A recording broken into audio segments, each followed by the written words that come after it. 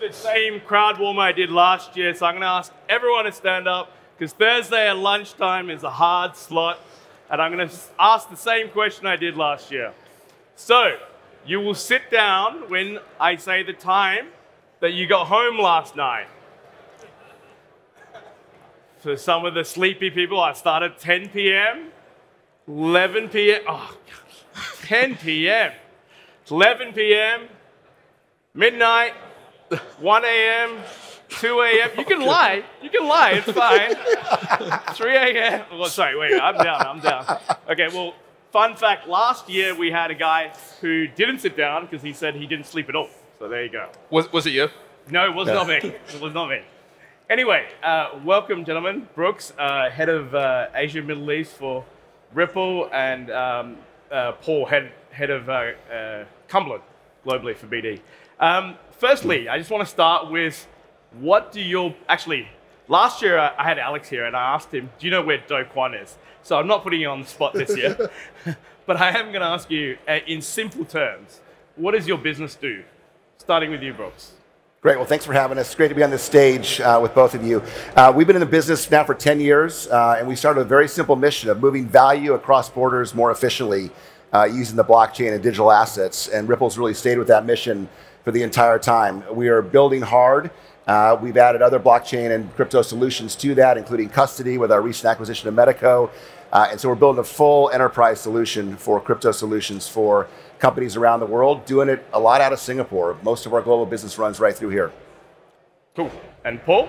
Yeah, I feel like you won up to me because we've been around for 9 years, so we're not quite at that decade mark. But Cumberland is one of, if not the largest institutional liquidity providers.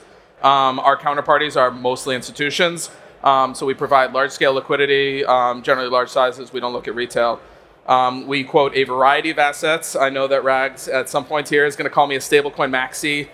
Our OTC desk wanted to make sure that I reminded everyone that we also do trade the boring stuff like the Bitcoin, the ETH, the XRP. Thank you. But we are a liquidity provider across a variety of assets. Okay, great.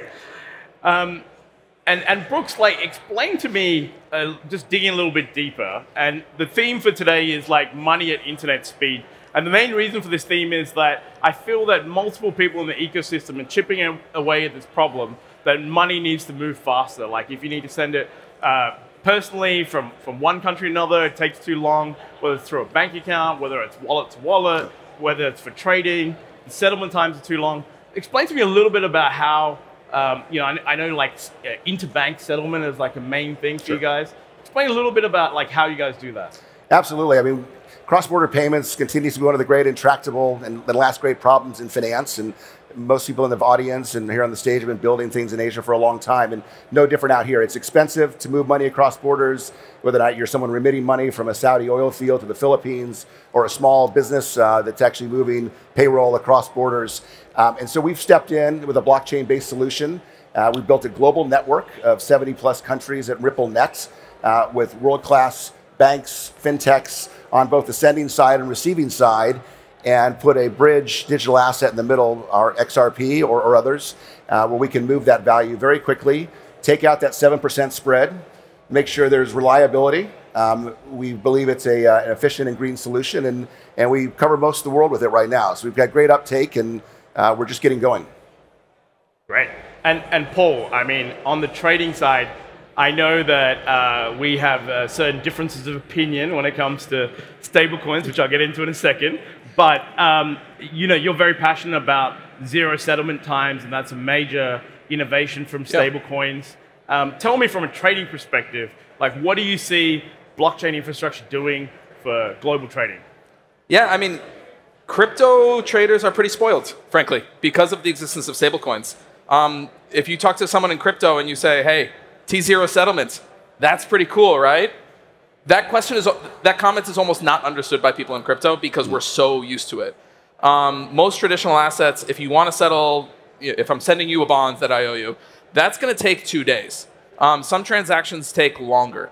The ability to settle transactions, not only in the same day, but often in the same 10 sub 1 second block, that is a superpower.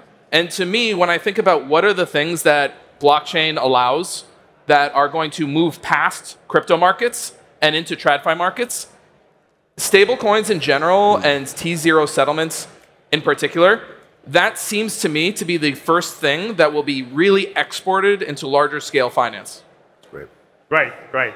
And I didn't give a proper introduction, but obviously I'm with Circle which makes USDC. And I'll get into a special reason as to why I'm wearing this special jacket today towards the end. Brooks, tell me a little bit about, you've been in this industry, we've known each other for a long time. You've been in this industry for a while.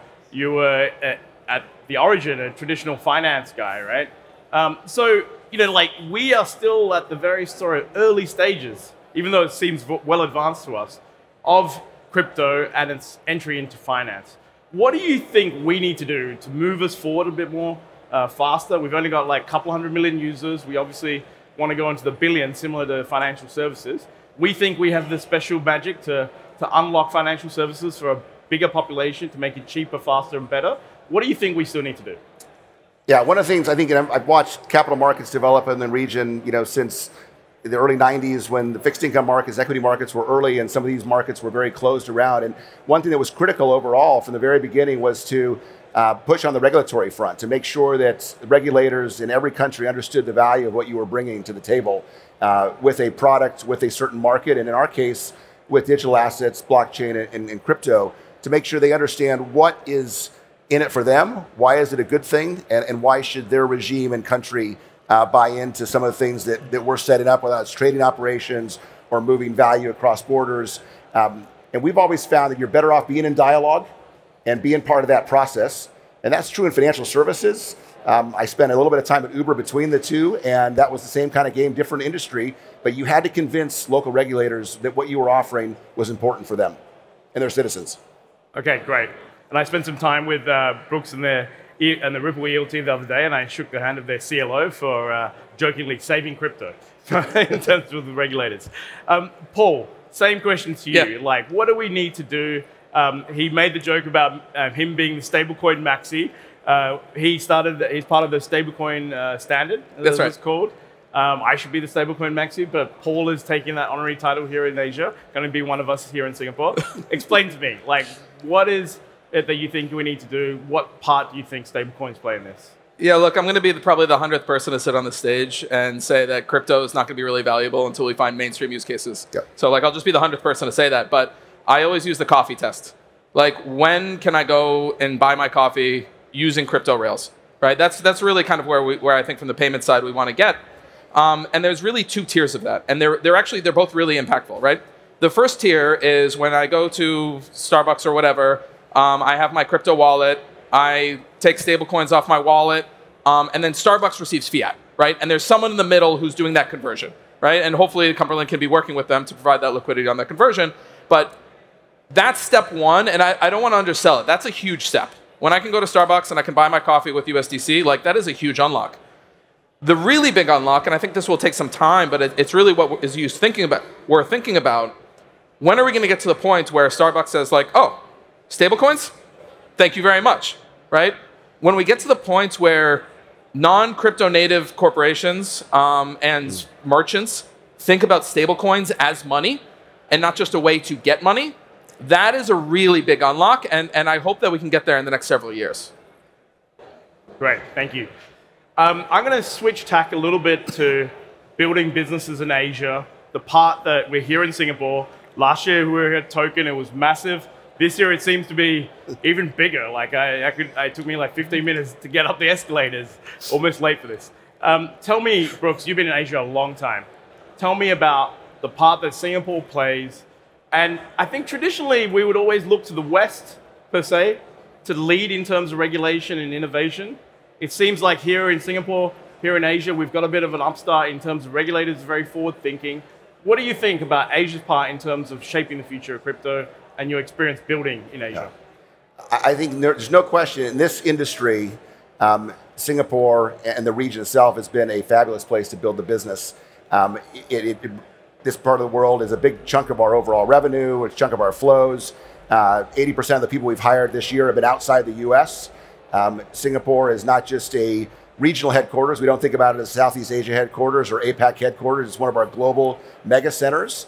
And I think that notion of Singapore reaching bigger than just a regional center fintech, digital assets, crypto is a place where Singapore can think globally as a global leader and center. And I think everyone in this room is a testament to that. And you're right, I thought adding a fourth additional floor on the fourth floor this year would help, but it did take even longer to get up here today. So we've been very pleased. Talent is great. The government's, with you, the EDB is a fantastic partner. And that's been true in building TradeFi and building ride-hailing and now in crypto. It's great to have a partner in that. So we're a big fan. And Paul, you've been here some time as well. So and the fact that you do so much trading out of here in Singapore as opposed to other places, you work with a lot of the other market makers, a lot of the exchanges. What's your view? Why is Singapore such a hub? Or, Asia in general? Yeah, let me just talk about Asia in general. And I've been here for 9 years, so since the beginning of 2015. Asia, our focus here actually started up as okay, this is going to be kind of the main office's overnight desk. And over the last several years, what we've seen is that the Asian office, the Singapore office, really punches above its weight. A lot of the volume is coming from this region. A lot of the energy, a lot of the partnerships are coming from this region. I think that Asia in general, well, let's just say APAC, has really adopted crypto. It has allowed a lot of people who wouldn't traditionally have access. Everyone says to the financial system, and I think that's kind of overselling it, but to the mainstream financial system, right? Not to an isolated financial system, not to an isolated market, but to be part of the global market. And that's something that you have in crypto, which you don't necessarily have in other asset classes. Just the integration. There isn't an Asian crypto market and a North American crypto market and a European market. There is just the global crypto market. And I think that that's something that's really powerful and has really allowed our Asia presence to be more impactful. Thank you. So I like to say that I don't like solutions looking for problems. Yeah. I like problems to be there that we need to solve. What do you think, final question, what is the product market fit that you see happening for crypto as we scale from a couple 100 million users into the billions? And what are you hot on in the next 12 to 24 months? What do you think is really going to change in crypto? Yeah. Or Web3 in general? We totally agree on the, we're not chasing. There's been a lot of the parts of this industry that have chased things that maybe weren't a problem or a big enough problem in the first case. There's no question, and we've talked about the movement of value, the trading piece of this. We're very excited about tokenization of real-world assets. That's we have a bunch of our folks on that team that are here at this conference, and you think about the notion of real estate, of financial securities, of private equity funds now tokenizing their funds themselves or in the secondary market. And so we're just getting going there, and we think that's another place where we can actually go in with this industry broadly defined and address real-world problems. And I think as long as we keep looking at everything through that prism, and in our world, kind of making acquisitions like we did with Medico on the custody side, again, international, Swiss-based, global team, big team here in Singapore, we can keep kind of moving down that road, kind of figuring out what people need, either buying or building into it. Yeah, and it's a very good point on real-world assets. The whole crypto market cap is 1 trillion roughly. We got to nearly above 2 for a while.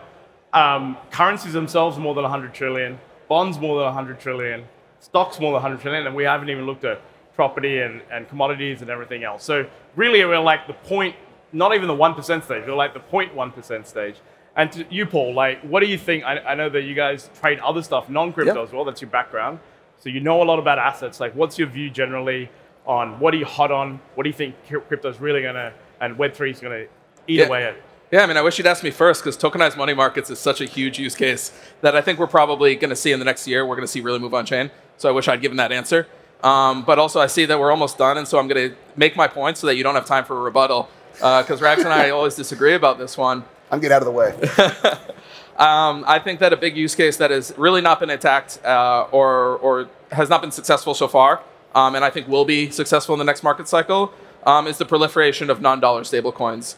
Right now, if you want to move value across countries, you can, but it's in dollars, right? 99% of all stablecoins are in dollars. USDC has a huge part of that. EuroC, which is Circle's Euro product, really hasn't taken off in a meaningful way. And I think in the next phase of the market, as regulators in these different countries get more used to the idea of stablecoins and they put laws around it, I really think that you're going to start to see it. One of my biggest personal pet peeves is that when I get paid in Singapore dollars and I have my expenses in Singapore dollars, but if in the middle, if I want to achieve yield on chain or if I want to trade crypto on chain, I have to move it into US dollars. And I know I sound American. I know I come from the States, but I don't want to have US dollars in that equation. I want to keep it in my native currency. So I really think products like EURC are going to see a lot more adoption in the next year, 1 to 2 years. We're out of time, I won't give a rebuttal on that. I won't give a rebuttal because you pitched our product. Okay, I'm going to tell everyone why I'm wearing this special jacket, because if you open your phones right now and you go and look up Grab and Circle, you will realize that just, I think, 30 minutes ago on the news, we dropped that Grab has a Web3 wallet and it's powered by Circle's programmable wallets platform. We couldn't release it till now. I think the Web3 wallet came out last year. And I know there's a lot of Circle people here and Grab people here. It's been a momentous effort over a period of a year. I see Sean here. I see Redo here. Andy. I see a whole bunch of people here.